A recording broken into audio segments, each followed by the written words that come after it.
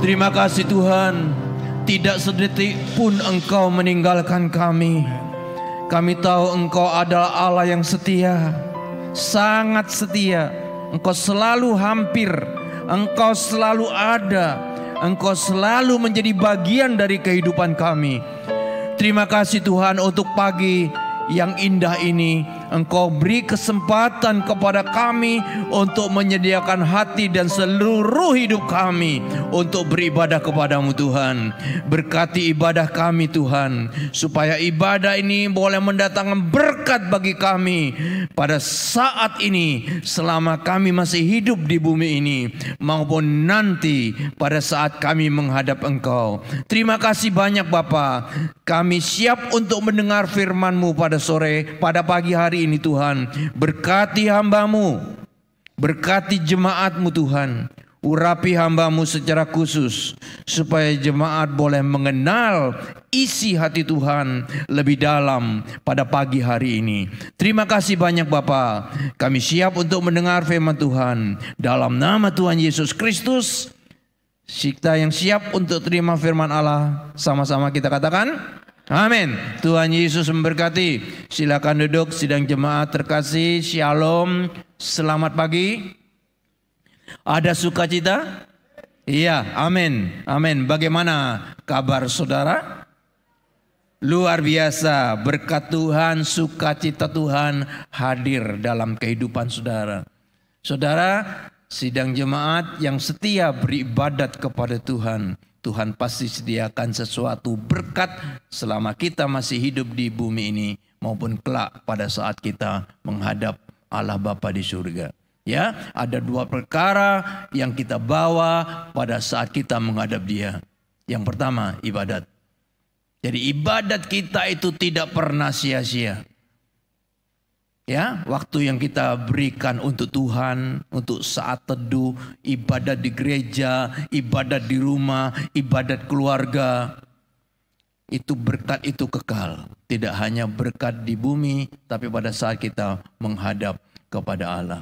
Dan yang kedua yang kita bawa pada waktu kita mati, tidak hanya ibadat, tapi perbuatan kita, amal baik kita. Karena itu jangan pernah berhenti berbuat baik. Amin. Tolong saudara-saudara kita. Zaman ini zaman susah Bapak Ibu. Ya, tambah lama tambah maju. Betul. Teknologi tambah maju. Betul. Tapi banyak orang susah. Ya, kesusahan itu bisa hadir tidak hanya karena ekonomi. Banyak perkara yang membuat kita susah. Banyak rumah tangga yang saat ini retak. Ya, rumah tangga yang harus dirawat. Karena itu rawat perkawinan dengan baik. Perkawinan itu harus dirawat Bapak Ibu, supaya keluarga kita utuh. Karena kalau perkawinan kita tidak baik, keluarga kita tidak baik, satu perkara yang saudara harus tahu, itu akan diwariskan ke anak-anak kita. Saya seorang guru Bapak Ibu. Dan saya tahu saya dicintai oleh anak-anak saya, murid-murid saya. Berapa banyak anak-anak saya itu yang menderita karena warisan dari orang tuanya yang keluarganya broken.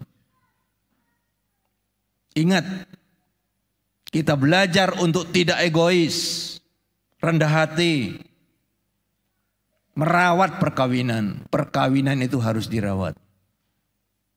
Banyak kesusahan sekarang terjadi di dalam keluarga. Tidak hanya karena ekonomi yang sulit, tapi banyak perkara yang saat ini terjadi. Ya, karena itu saya sukacita sekali. Saya melayani di tempat ini sudah cukup lama. Pak Johan mempercayakan kepada saya dari sejak sebelum pandemi. Dulu ibadat 3 kali, pagi, siang, dan sore. Sekarang 2 kali.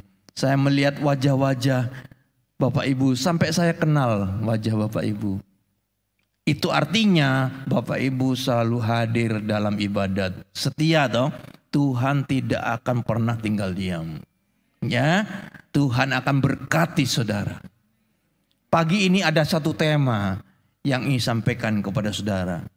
Tuhan memegang kendali. Tema ini perlu untuk kita saat-saat ini dalam keadaan masyarakat kita ya.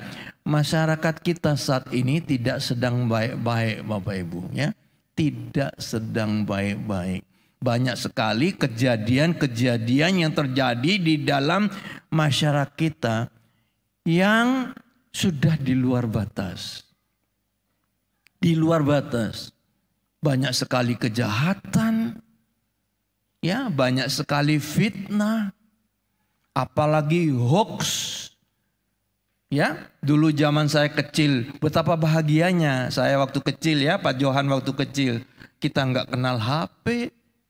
Kita nggak kenal telepon, ya, tapi kita bisa akrab satu dengan yang lain.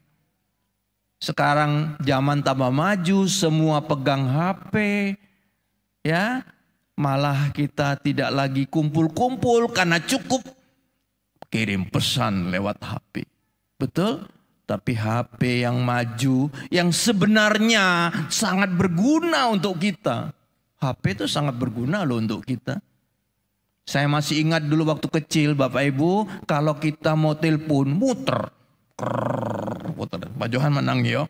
Diputer, terus nyambung ke operator.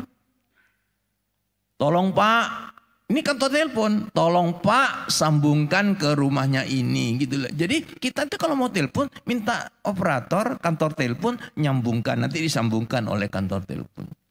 Sekarang no. Langsung. Ya, kemarin lusa saya bincang-bincang dengan teman saya di USA. Ya, langsung bisa. Bayangkan kalau dulu betapa sulitnya kita kontak dengan orang di Amerika. Sekarang gampang. Teknologi maju sekali. HP itu sebenarnya sangat berguna untuk kita. Tapi sisi negatifnya, kalau saudara lihat di HP saudara, baik di IG, di YouTube, di Facebook, betapa banyak hoax. Ya, orang bisa mencela satu dengan lain dengan bebas tanpa ada lagi tata krama. Ini gawat Bapak Ibu ya, masyarakat kita tidak sedang baik-baik. Banyak fitnah, banyak kejahatan. Kejahatan sekarang sudah tidak mengenal pri kemanusiaan lagi. Nenek-nenek bawa uang untuk setor ke bank ya, sudah tua gitu, dirampok, dirampas, dicopet, coba. Sudah nggak ada pri kemanusiaan lagi, tidak ada lagi hormat kepada orang tua. Dan banyak sekali kejadian-kejadian malang. Ya, kitab Pengkhotbah menulis itu waktu malang. Banyak waktu malang yang terjadi. Seorang bapak ya sudah begitu loyal bekerja di suatu perusahaan. Dia jujur, loyal sama perusahaannya. Ya, bekerja dengan baik di perusahaannya. Pegawai teladan ini di PHK. Kenapa di PHK? Ternyata usut punya usut. Karena bapak ini jujur, bapak ini dimusuhi oleh rekan-rekannya. Karena bapak ini nggak mau korupsi. Karena bapak ini nggak mau korupsi, dianggap wah ini membahayakan kelompokku. Dipecat oleh pimpinannya. Karena pimpinannya korup, dia nggak mau korup. Coba, orang jujur malah dipecat. Orang yang korup malah tetap berkuasa di jabatannya. Itu terjadi dalam kehidupan kita saat-saat ini. Ya, tadi pagi saya ngambil contoh lagi, ada seorang bapak begitu hati-hatinya di jalan raya, ya, dia mengendarai sepeda motornya dengan hati-hati, dengan kecepatan yang tidak cepat, ya, dia selalu jalan di pinggir, dia tidak pernah melanggar lalu lintas. Sudah aman tuh mestinya, dia sudah cukup hati-hati. Ada anak muda dalam keadaan mabuk setir mobil. Tabraklah bapak ini, kecelakaan. Coba, kurang apa? Kurang apa? Bapak ini hati-hati di jalan raya. Ditabrak oleh orang yang tidak bertanggung jawab. Itu terjadi dalam kehidupan kita. Mari kita melihat apa yang dikatakan oleh pengkhotbah. Pengkhotbah itu ditulis oleh Raja Salomo. Kalau sudah tahu, Raja Salomo ini seorang pujangga. Dia menulis banyak kitab. Kisah cintanya yang begitu membara dengan gadis Sulamit itu ditulis dalam dalam buku namanya Kidung Agung. Setelah kisah cintanya, Raja Salomo menjadi raja yang besar. Dia menjadi raja yang hebat. Dan rumus trik untuk menjadi orang hebat dia tulis dalam kitab Amsal. Jadi kitab Amsal itu kitab kejayaannya Salomo. Bagaimana menjadi orang besar. Dia tulis semua ya rahasianya menjadi orang hebat dalam kitab Amsal. Tapi ternyata Salomo terpuruk dalam dosa. Karena dia menyembah berhala. Salomo punya 700 istri dan 300 selir. Dan karena istri dan selirnya sebanyak 1000 ini, dan sebagian besar adalah orang-orang kafir, maka Salomo terpikatlah untuk menyembah berhala. Jatuhlah dia terpuruk. Tapi syukur kepada Tuhan karena Salomo sadar akan semuanya itu. Kesadarannya itu membuat dia menulis tentang nasihat kehidupan. Bahwa hidup manusia itu begitu sia-sia dan hampa. Ditulislah kitab Pengkhotbah. Jadi kitab Pengkhotbah ini nasihat kehidupan untuk kita. Terakhir menjelang kematiannya Salomo menulis beberapa mazmur ya. Jadi kalau sudah baca kitab Mazmur pasal 1 sampai pasal 150 itu ada beberapa yang ditulis oleh Salomo. Mazmur 127 itu tulisan Salomo. Nah, ayo kita lihat Pengkhotbah pasal yang ke-9 ayat 11 sampai 12. Salomo mengatakan apa? Ini ditulis kurang lebih 4000 tahun yang lalu. Tapi ternyata yang ditulis oleh Salomo ini itu terjadi saat-saat ini. Inilah yang dikatakan waktu malang. Waktu malang. Ya, saya bacakan. Lagi pula aku melihat di bawah matahari bahwa kemenangan perlombaan bukan untuk yang cepat. Saudara melihat ada yang aneh? Mestinya yang juara itu kan yang cepat toh. Yang juara itu yang masuk finish pertama kali toh. Tapi ternyata kemenangan perlombaan bukan untuk yang cepat. Itu yang terjadi di masyarakat kita saat ini. Orang baik ternyata tidak berhasil. Orang jujur ternyata di PHK. Itu yang terjadi toh. Keunggulan perjuangan bukan untuk yang kuat. Roti bukan untuk yang berhikmat. Kekayaan bukan untuk yang cerdas. Dan karunia bukan untuk yang cerdik cendekia. Karena waktu dan nasib dialami oleh mereka semua. Karena waktu dan nasib dialami oleh umat manusia. Waktu apa? Waktu malang. Ya. Manusia boleh berusaha, berjuang. Tapi tiba-tiba waktu malang terjadi. Yang kuat tidak berhasil.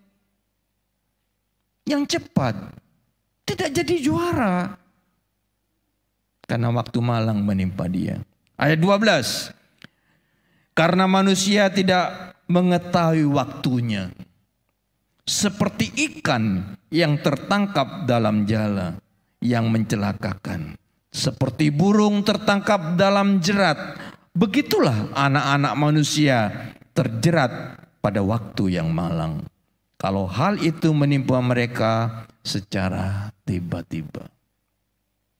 Gak ada ikan yang ingin ditangkap oleh jala. Gak ada burung yang ingin tertangkap oleh jerat. Gak ada. Burung itu terbang ingin bebas. Tiba-tiba terjerat jala. Ikan ingin berenang dengan bebas. Ternyata kena jaring. Waktu malang dialami oleh mereka. Dan tidak ada seorang pun yang tahu itu terjadi dengan tiba-tiba. Sidang jemaat terkasih, ini yang terjadi dalam kehidupan manusia masyarakat saat ini. Dan itu juga bisa menimpa kita. Karena itu saya perlu mengajak, ayo kita buka hati. Bagaimana sikap kita menghadapi ini? Bagaimana sikap hati kita? Kita melihat masyarakat kita tidak sedang baik-baik saja. Kita hidup di dalam masyarakat yang penuh dengan kejahatan, penuh dengan fitnah, penuh dengan kebohongan. Dan banyak perkara tidak terduga itu bisa terjadi di dalam kehidupan kita. Bagaimana sikap kita? Kita bisa cemas, kita bisa takut, bisa khawatir menghadapi ini semua. Ya? Tetapi firman Tuhan pada pagi hari ini untuk sidang jemaat. Yesus pernah berkata demikian. Pada saat Yesus selesai berkhotbah, dia capek ya. Dia mengatakan kepada muridnya pada suatu sore, kamu nyebrang dulu ya ke seberang. Kamu pergi ke seberang naik perahu. Ini sore menjelang malam. Aku akan naik ke bukit untuk berdoa. Maka murid-muridnya menyeberang dengan perahu. Yesus naik ke bukit sendirian berdoa. Sampai tengah malam. Menjelang pagi kira-kira jam 3. Yesus mengetahui bahwa murid-muridnya di tengah danau itu sedang menghadapi bahaya karena badai dan angin sakal. Murid-muridnya berusaha sedemikian rupa untuk menyelamatkan diri. Yesus di atas bukit tahu bahwa murid-muridnya dalam bahaya. Apa yang dilakukan Yesus? Yesus datang menghampiri murid-murid ini. Karena tidak ada perahu, Yesus berjalan di atas air. Sudah tahu ya kisahnya? Yesus berjalan di atas air. Menghampiri murid-muridnya yang sedang berusaha untuk menyelamatkan diri. Murid-muridnya yang sedang ketakutan menghadapi badai. Tiba-tiba melihat ada sosok di tengah laut. Oh, mereka tambah ketakutan.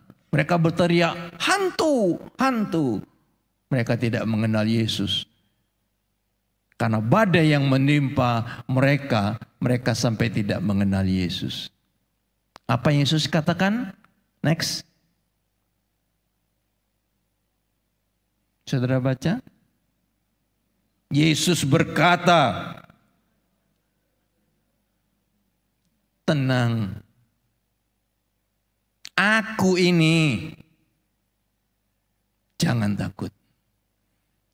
Saudara, menghadapi kejahatan, menghadapi waktu malang yang ada di sekitar kita, yang bisa menimpa siapa saja. Yesus pagi ini berfirman kepada saudara, tenanglah, ada aku, kata Yesus. Jangan takut. Tenang, jangan takut, ada aku. Next. Sebesar apapun badai di hadapan saudara. Sebesar apapun badai yang kita alami, ada Yesus. Yang tidak pernah membiarkan saudara dalam kesendirian. Amin. Saudara tidak akan pernah dibiarkan sendiri. Karena Yesus selalu ada untuk saudara. Karena itu menghadapi waktu malang, menghadapi kejahatan yang ada di sekitar kita, jangan takut, tenang. Yesus selalu bersama dengan saudara. Karena apa? Karena Tuhan yang pegang kendali hidup saudara. Sidang jemaat terkasih, Alkitab mengajarkan kepada kita bahwa semua kejadian yang ada di dunia ini itu pasti atas sepengetahuan Allah. Semua kejadian. Semua kejadian yang terjadi di dalam kehidupan kita itu ada dalam kontrol dari Tuhan. Karena itu sidang jemaat, jangan khawatir. Kalau Tuhan berkati saudara saat ini, Dengar ya, kalau Tuhan berkati saudara saat ini, tidak ada satupun orang yang bisa mengambil berkat itu, karena berkat itu untuk saudara. Iya, demikian juga sebaliknya. Kalau ada orang jahat yang merancang kejahatan untuk saudara, kalau Tuhan tidak izinkan, itu tidak akan menimpa saudara. Amin. Karena itu jangan takut. Karena Tuhan yang pegang kendali. Tuhan yang ngatur semuanya. Kalau Tuhan tidak izinkan, itu tidak akan terjadi. Beberapa ayat saya bacakan untuk saudara ya. Yang pertama, Lukas 21 ayat 18. Lukas 21 ayat 18. Tetapi tidak sehelai pun dari rambut di kepalamu akan hilang. Saudara pernah ngitung rambut saudara berapa? Enggak bisa tuh, saking banyaknya. Iya, dan kalau satu rambut rontok, saudara pernah tahu? Kadang-kadang kita tidak tahu, kecuali cukup banyak ya. Kecuali saudara mengalami kerontokan rambut yang cukup banyak. Setiap keramas, banyak rambut yang rontok. Tapi pernahkah saudara ngitung berapa yang rontok? Pernahkah saudara tahu berapa sisanya rambut di kepala saudara? Tapi saya beritahu, sidang jemaat terkasih, kalau Tuhan tidak izinkan, rambut di kepala saudara itu tidak akan rontok. Coba, Allah mengasihi saudara itu utuh.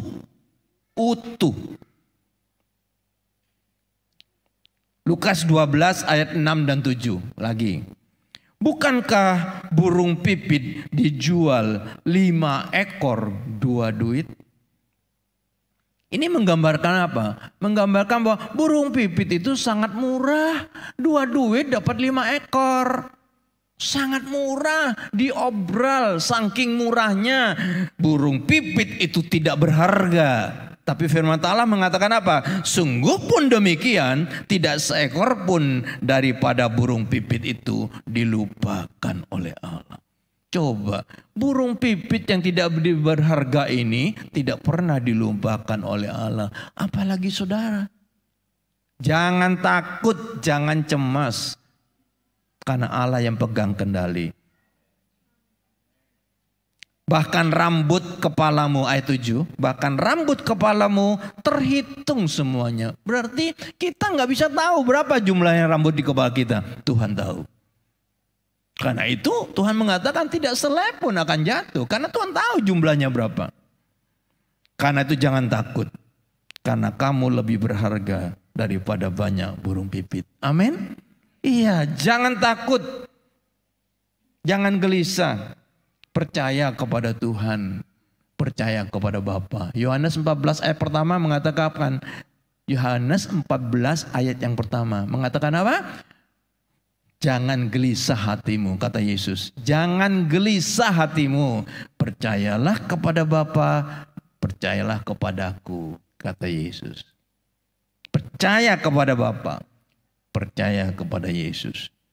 Percaya kepada Yesus. Percaya kepada Bapa itu alamat yang sangat tepat. Pagi ini saya bagikan 3 kebenaran. Kenapa kita harus percaya kepada Bapa dan kepada Yesus. Percaya kepada Dia. Berharap kepada Yesus. Saudara tidak akan pernah kecewa. Karena apa? Yang pertama. Next.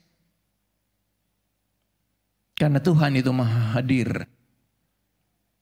Tuhan maha hadir. Dia ada di mana saja. Karena Tuhan kita itu omnipresent. Selalu ada, selalu hadir. Walaupun saudara ada di tempat yang sangat tersembunyi, Tuhan ada di situ. Saudara sedang sedih, sangat berduka, tidak bisa berbuat apa-apa lagi. Saudara masuk kamar, saudara cuma nangis di dalam kamar. Gak ada seorang pun yang tahu. Anak-anak saudara tidak tahu. Suami saudara tidak tahu. Istri saudara tidak tahu. Saya beritahu, Tuhan bersama saudara. Karena Dia ada di mana-mana. Dia selalu hadir menemani saudara. Karena Dia tidak akan pernah membiarkan saudara sendiri. Mazmur 139 ayat 7 sampai 10. Demikian firman Tuhan. Coba dengarkan. Kemana aku dapat pergi menjauhi roh-Mu? Kemana aku dapat pergi menjauhi roh Allah? Kemana aku dapat lari dari hadapan Allah? Jika aku mendaki ke langit yang tinggi, Engkau di sana. Allah ada di sana. Kita sudah naik ke langit yang sangat tinggi, Allah di sana. Jika aku menaruh tempat tidurku di dunia orang mati, di tempat yang sangat dalam, di tempat yang sangat gelap, di lembah kekelaman, di situ pun Engkau ada. Di situ pun Allah bersama saudara. 9. Jika aku terbang dengan sayap fajar ke tempat yang sangat jauh dan membuat kediaman di ujung laut, di tempat yang orang lain mungkin tidak tahu, di sana tangan Allah akan menuntun aku dan tangan kanan Allah memegang aku. Amin. Di tempat yang jauh sekalipun Allah tetap pegang saudara. Allah tetap tuntun saudara. Hebat. Tidak ada satu tempat pun yang tidak bisa Tuhan jangkau. Tempat yang paling tersembunyi, paling jauh, paling tinggi, paling dalam, Tuhan tetap bersama dengan saudara. Itu yang membuat kita menjadi kuat. Itu yang membuat kita menjadi mantap. Percaya kepada Bapa, percaya kepada Yesus. Saudara tidak akan kecewa. Kenapa? Karena Dia omnipresent. Dia selalu hadir. Dia selalu menyertai saudara. Dia selalu ada untuk saudara. Karena Dia tidak pernah membiarkan saudara sendirian. Yang kedua, Tuhan itu omniscient. Omniscient itu maha tahu. Tahu segalanya. Tahu segalanya. Ya, Mazmur 139 ayat 2 dan 4. Saya bacakan untuk saudara. Demikian bunyi firman Tuhan. Engkau mengetahui kalau aku duduk atau berdiri. Engkau mengerti pikiranku dari jauh. Kita mau duduk, kita mau diri, Tuhan tahu. Saat ini saudara ada di GBI Raja Damai, sedang duduk beribadat, sedang berdiri, memuji Tuhan, tepuk tangan, menyembah Tuhan. Tuhan tahu. Bahkan Tuhan mengerti pikiran kita. Orang lain nggak tahu pikiran kita, orang lain nggak tahu hati kita. Tuhan tahu. Ayat 3. Engkau memeriksa aku kalau aku berjalan dan berbaring. Segala jalanku kau maklumi. Segala jalanku engkau ketahui. Segala jalan kita Tuhan tahu. Karena itu jangan berbuat dosa. Tuhan tahu. Saudara sembunyi di manapun, Tuhan tahu. Apa yang saudara buat, orang lain tidak tahu. Tuhan tahu. Bahkan yang keempat, ayat 4. Sebelum lidahku mengeluarkan perkataan, sesungguhnya semuanya telah kau ketahui, ya Tuhan. Bahkan perkataan yang akan keluar dari mulut kita, sebelum kita ngomong, Tuhan tahu. Karena Dia Maha Kuasa. Karena itu jangan takut. Jangan gelisah hatimu. Percaya kepada Bapa, percaya kepada Yesus. Karena Dia tahu segalanya. Yang terakhir. Kenapa kalau kita percaya kepada Tuhan, itu alamat yang tepat? Karena Tuhan itu El Shaddai. Maha kuasa. Tidak hanya maha hadir. Tidak hanya maha tahu. Tapi Dia bisa berbuat apa saja. Karena bagi Allah tidak ada yang mustahil. Kejadian 18 ayat 14. Firman Allah kepada Abraham, adakah sesuatu apapun yang mustahil untuk Tuhan? Pada waktu yang telah ditetapkan itu, tahun depan, aku akan kembali mendapatkan engkau. Pada waktu itulah Sarah mempunyai seorang anak laki-laki. Ini firman peneguhan Allah kepada Abraham pada waktu Abraham berusia 100 tahun.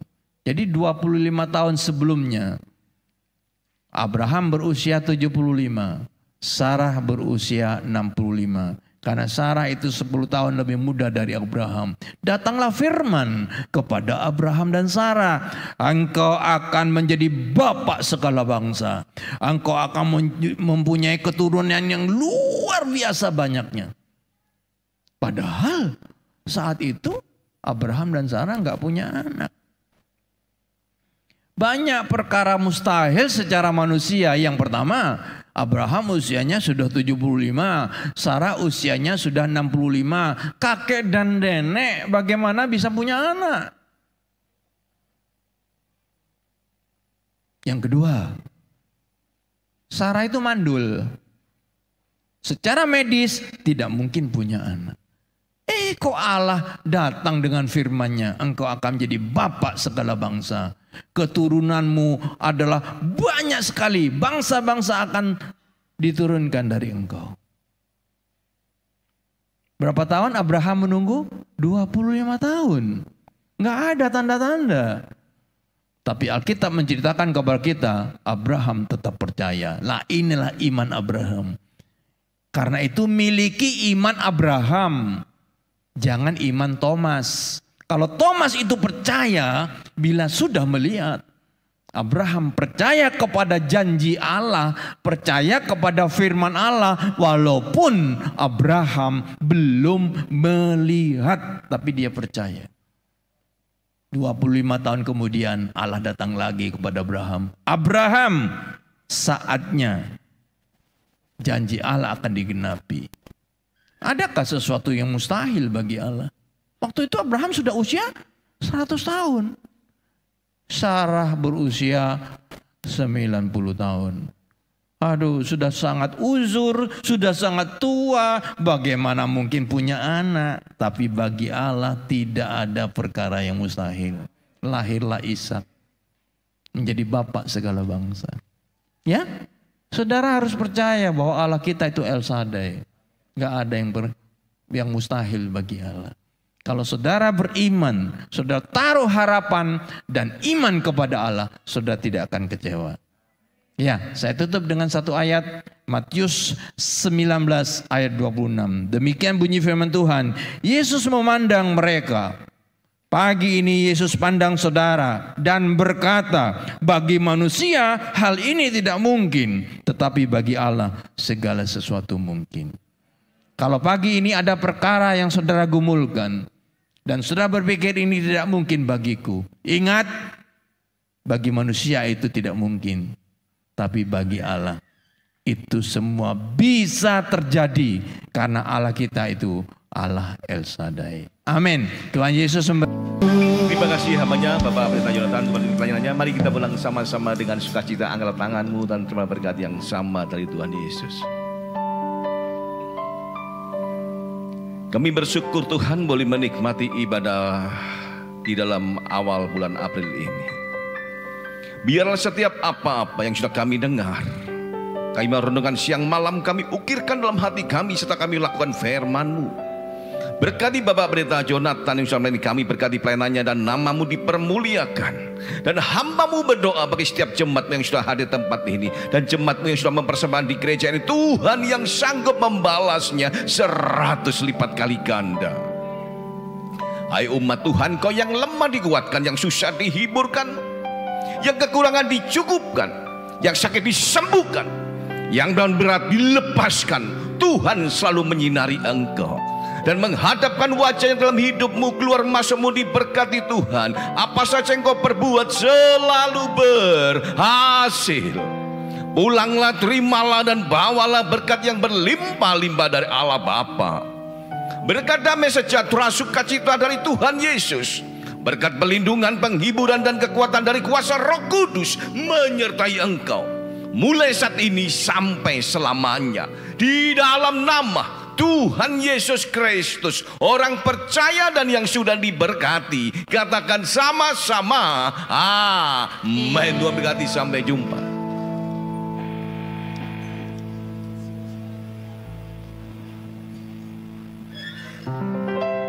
Yesus, Engkau Juru Selamatku.